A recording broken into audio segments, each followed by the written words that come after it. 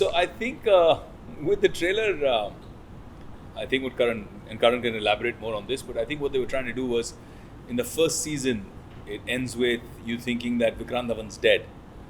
So obviously they wanted to play on that and tease the audience a little bit, so you don't really see anything through the whole trailer, and in the end you kind of hear his voice, and then you kind of see a back shot of him. So it's kind of telling you that he's there, he's lurking around, he's playing the games, and I think season 2 is for Vikrant Dhawan is kind of like that.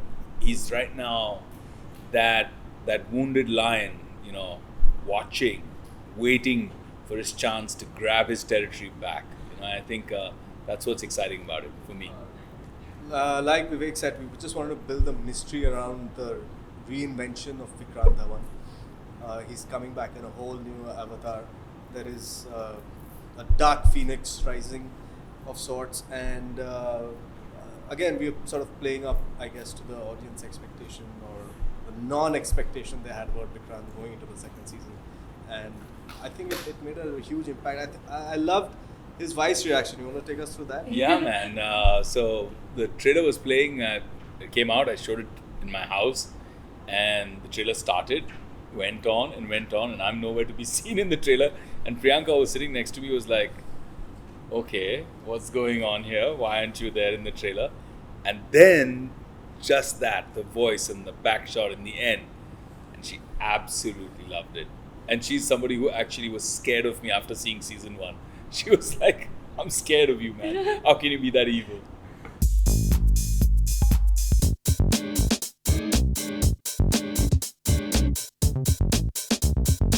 Yeah, absolutely. I'm absolutely enjoying working on all these Amazon originals because Amazon excel. They give me a lot of freedom to go all out with the scripts and without compromise, sort of executing them in a way that you don't really get to see in mainstream cinema because of all the restrictions that you have.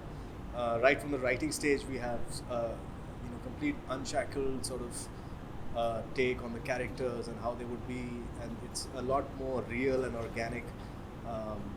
And I think that really connects with viewers because we're not trying to cater to any particular audience, and especially the shows you mentioned, in terms of they're very different, but they're also as free as they can be when it comes to storytelling. Yeah, I mean, I love it. Yeah, I love the fact that there's no censorship. I love the fact that you can go out there and truly express yourself. I love the fact that I've done so many films in so many different languages. I've done 47 films in 7 different languages. But the kind of freedom that Inside Edge gives me, that this platform that Amazon has created for us gives us, the way Excel is about making this kind of content, it gives you a whole different level of freedom here as an actor, and you're able to plan and plot your graph so much better.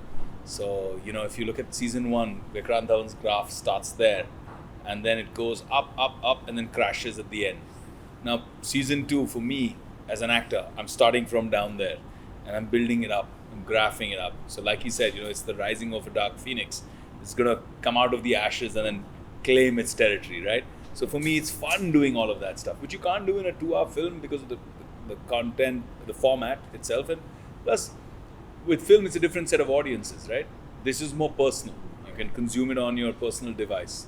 Actually, more than help, it's I enjoy it. I mean, you get to build on these characters in more length, and it's quite fun being able to discover different shades of characters and keep growing with them. So yeah, I mean, there is that freedom to grow, freedom to add to your character constantly, freedom to build. So yeah.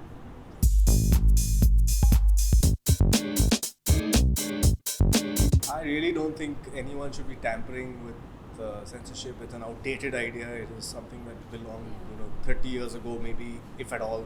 People should really respect the freedom of filmmakers, artists, any kind of creative expression, and most importantly of viewers, because they are they have the choice to decide whether they want to watch something or not. This is not the only thing they have to watch. There's a whole gamut of options now. So many ways to consume content.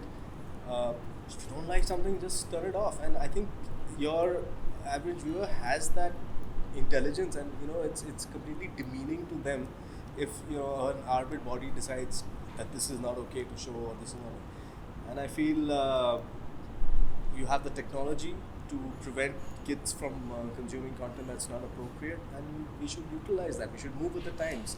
And to think that the younger generation is not going to be able to figure out other ways to watch global content, which is on a different level, then you're just kidding yourself. I'm against censorship of any kind, yeah, Imran. I don't believe that censorship is a must.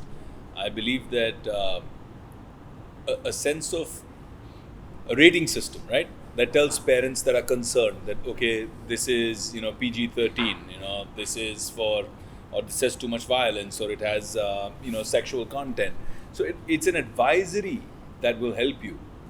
But to come down and say, no, I am a supreme body with power telling you what you can show and what you cannot show, or to tell the audience itself what they can see or what they can't see. My simple question is that if at 18 somebody is wise enough to elect a government, to vote for who's going to lead this country, you're telling me they don't have the sense to watch content on their own and decide what they like to watch and they don't like to watch? There's choice out there. If they don't like something, some people found Mirzapur very, very violent. They didn't watch it. People like me who watched it loved it. I couldn't stop watching it till the end. So, it's each his own.